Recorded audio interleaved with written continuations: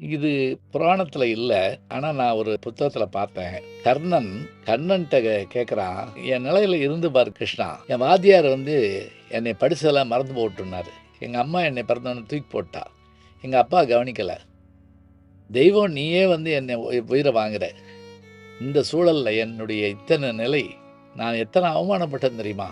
பாண்டவர்கள் வில் வித்தையில் சாதித்தபோது, சாதி சொல்லி என்னை வெளியேற்றினார்கள். நான் செய்யாத தவறுக்காக நான் எல்லோரிடத்திலும் அவமானப்பட்டேனே, இது நியாயமா? என்று கர்ணன் கேட்க, கண்ணபெருமான் சொன்னாராம், நீயாவது பரவாயில்லை. என் நிலை உனக்கு தெரியுமா?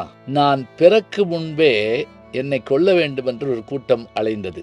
என் தாயின் வயிற்றில் நான் இருக்கும்போதே என்னை கொல்ல நினைத்தார்கள். இந்த நிலை உனக்கில்லை. நான் பிறந்த இடம் சிறையில். நீ அப்படி பிறக்கவில்லை. நீ அரண்மனையில் பிறந்தாய். பிறந்த பிறகு என் தாய் தந்தையரும் என்னை மாற்றி வைத்தார்கள். போதும் என்னை கொல்ல முயன்றார்கள். அதற்கு பிறகும் நான் தப்பித்தேன். பிறகு என் தாய் மாமனோடு போரிட்டு நான் ராஜ்யத்தை மீட்டேன். எனக்கு உதவ ஆள் இல்லை.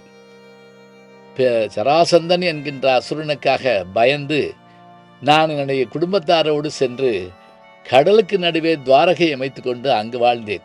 உனக்கு அப்படி இல்லை. எல்லாவற்றுக்கும் மேலே ஒன்று சொல்லுகிறேன். நீ ஜெயிக்கிற கட்சியிலே இருந்தாய் கர்ணா, 100 பேரோடு. நான் தோத்து போகிற கட்சியாகிய பாண்டவர்களுடைய பக்கத்தில் இருந்தேன்.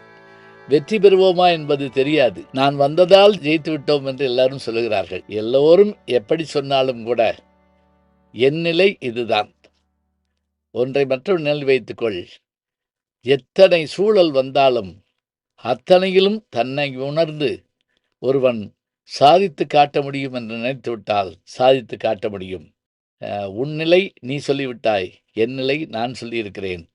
இதுதான் அவரவர் நிலை என்று கர்ணன் பேசுகிற போதும் நாம் ஆச்சரியப்பட்டு போகிறோம். சிறிய துன்பங்களில் வருந்துகிற நாம் பெரும் புராண பாத்திரங்களுக்கே இத்தகைய செயல்பாடுகள் எல்லாம் நிகழ்ந்திருக்கின்றனவே என்று யோசித்து வியப்படைகின்றோம்.